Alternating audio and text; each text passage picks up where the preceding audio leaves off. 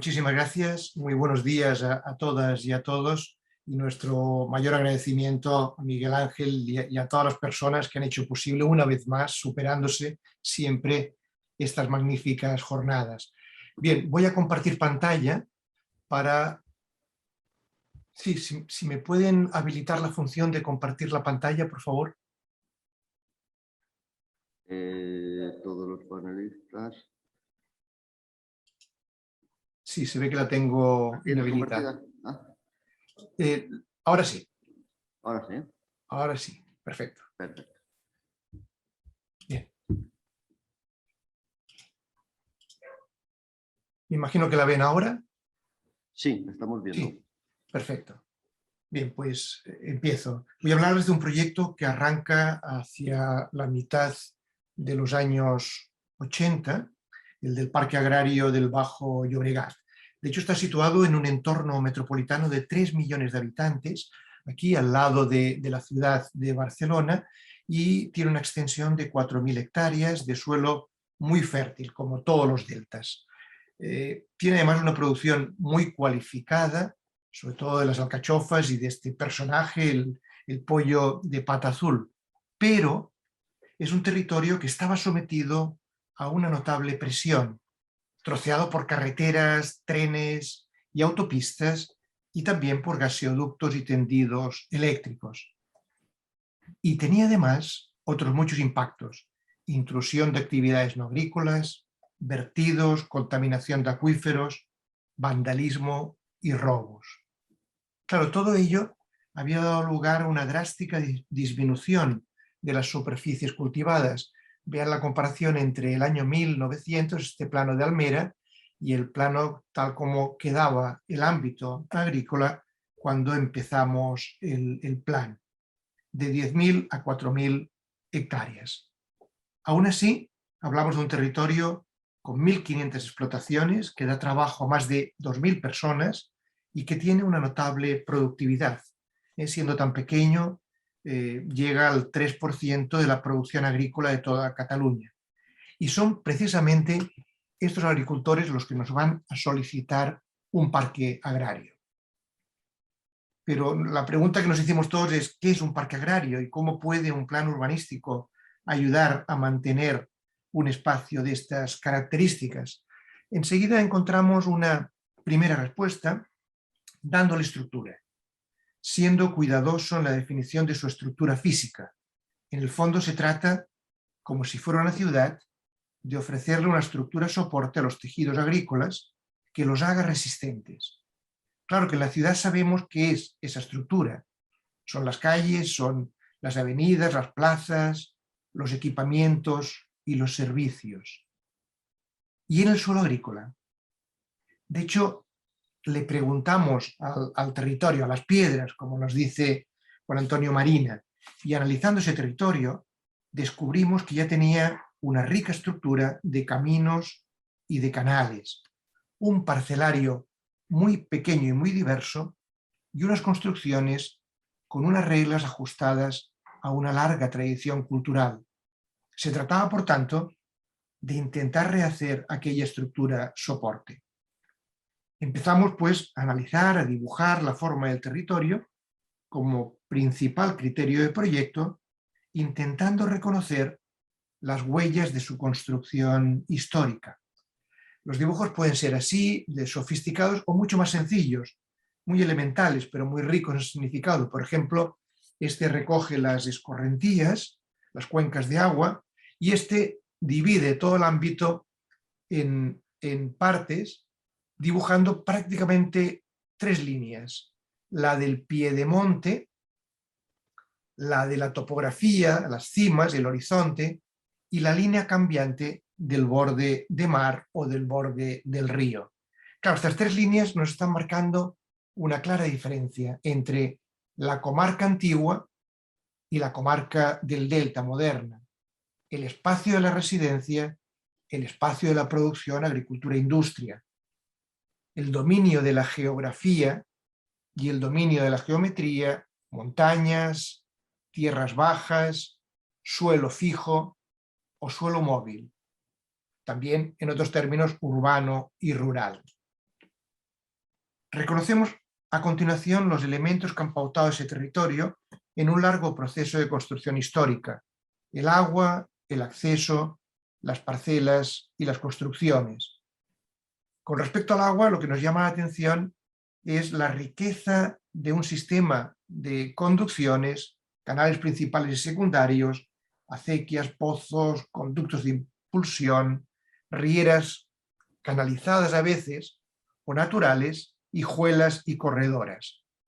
Igual pasa con el saneamiento, y por eso hay que prestar mucha atención al ciclo del agua, a su recuperación y tratamiento, a sus cotas diferenciadas, a las bombas y a los corredores. Igualmente descubrimos esta rica estructura de caminos y analizamos cómo pautan, ordenan los diferentes tejidos y qué secciones presentan.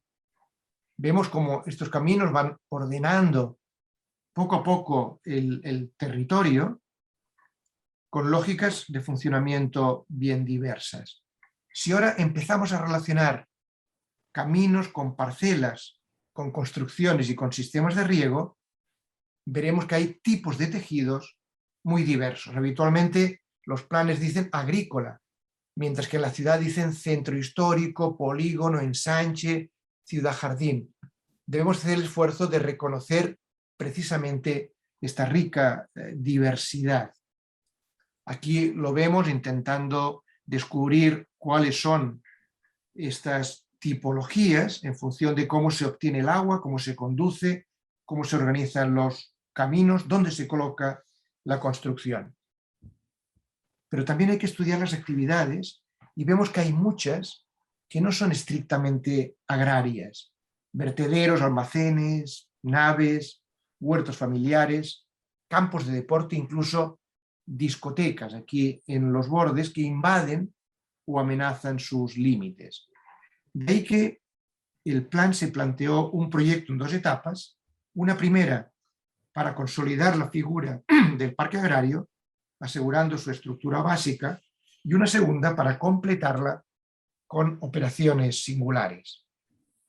En la primera se trató fundamentalmente de rehacer en lo posible la lógica de este entramado tradicional de los caminos del agua, facilitando un drenaje, una salida diversificada al mar, facilitando también la recarga del acuífero, disponiendo canales interceptores de las grandes autopistas o completando redes interrumpidas, naturalizando rieras canalizadas o incorporando la nueva gran depuradora que bombea las aguas de nuevo al sistema.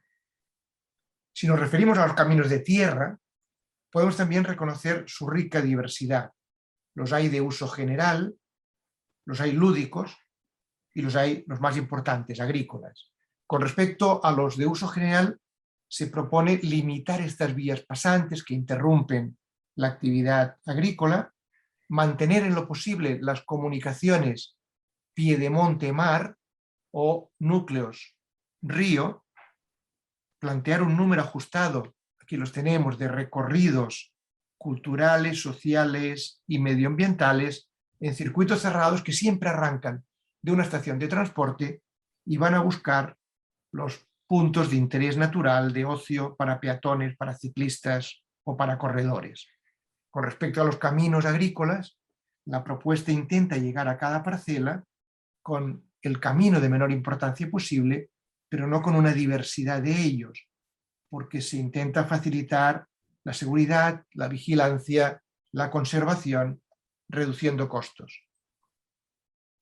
En el fondo se trata de evitar el uso innecesario de caminos agrícolas y para ello se rediseñan los nodos, las puertas, las secciones e incluso estos cruces donde se disuade a los usuarios no agricultores mediante técnicas muy simples como ocultar el acceso hacia los caminos menores, como cambiar el tipo de pavimento. Bien, en la segunda etapa, estas propuestas sobre los caminos de tierra y de agua se van a acompañar del traslado de actividades no agrícolas e incompatibles en función de su grado de resistencia o su facilidad de transformación. Así, por ejemplo, se pueden mantener algunas actividades como los gardens, que son compatibles, o se pueden relocalizar otras, como los huertos familiares, que tienen un claro interés social, casi como si fuera un equipamiento público.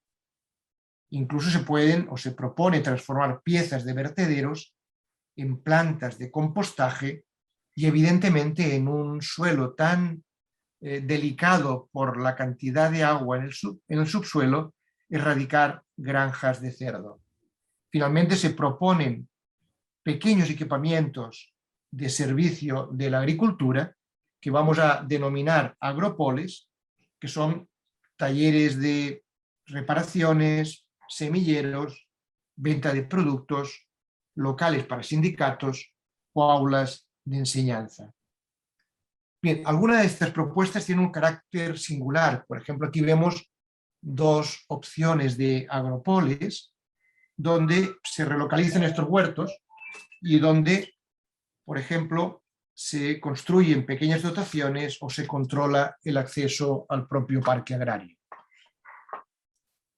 También se plantea este ámbito como un parque patrimonial, encajándolo dentro de un proyecto mucho más ambicioso, que es el del eje patrimonial del río Llobregat. Y para ello se define esta estructura interpretativa, estos itinerarios, estos hitos, estos puntos de entrada, estos recursos a visitar, miradores, centros de interpretación. Aquí vemos otras dos de las intervenciones propuestas, en un caso concreto un garden, un agropol, una zona deportiva que se lleva al borde, una riera renaturalizada, huertos familiares o incluso áreas de información. Bien, para acabar, en el límite, el gran reto que va a afrontar este parque agrario se podría presentar como una crónica de un debate anunciado. ¿Un debate entre qué? Entre las grandes infraestructuras que se plantearon en la época, trenes, carreteras, autopistas, ampliación del aeropuerto, desvío del río para también incrementar la superficie portuaria. Y al otro lado, este tejido débil, delicado. Por lo tanto, un debate entre, podríamos decir, Goliat y David. Porque fíjense esta estructura menuda y delicada.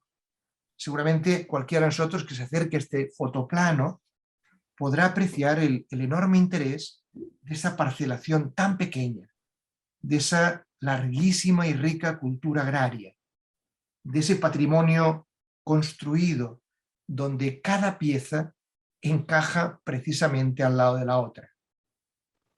Si recordamos, en los años 70, un gran economista americano, Schumacher, nos llamaba la atención sobre cuestiones como estas, en un bello libro que se denominaba Small is Beautiful, lo pequeño es hermoso. Claro que frente a este principio de lo pequeño hermoso se ha opuesto en estos últimos años otra lógica, la del gran crecimiento de la metrópoli. Parece que todo reside en buscar la máxima eficiencia, medida exclusivamente en términos funcionales, ahorrar 2 minutos en un recorrido, traducido en la enorme potencia de esas grandes infraestructuras, de ahí el crecimiento del puerto, del aeropuerto, los trenes de alta velocidad, etcétera, etcétera. Por lo tanto, podríamos decir que frente al small is beautiful, hoy en día parece imperar un enunciado contrapuesto. Big is powerful. Lo grande es poderoso. Por lo tanto, se enfrentan en ese duelo dos culturas también. El big is powerful frente al small is beautiful. Y esa aparente, y subrayo aparente, contraposición se quiere afrontar desde el proyecto del parque agrario con una sencilla alternativa. Tomo ese título del texto de un gran ambientólogo porque se trataría de convertir esta contraposición entre small, beautiful, big, powerful, en un nuevo objetivo, que lo hermoso sea poderoso. ¿Qué quiere decir en el fondo? Que tenga una estructura fuerte, la que se pretende construir en el parque agrario, que lo haga resistente y atractivo y que nos permita disfrutarlo por muchos años. Y en ese empeño todavía seguimos en estos momentos.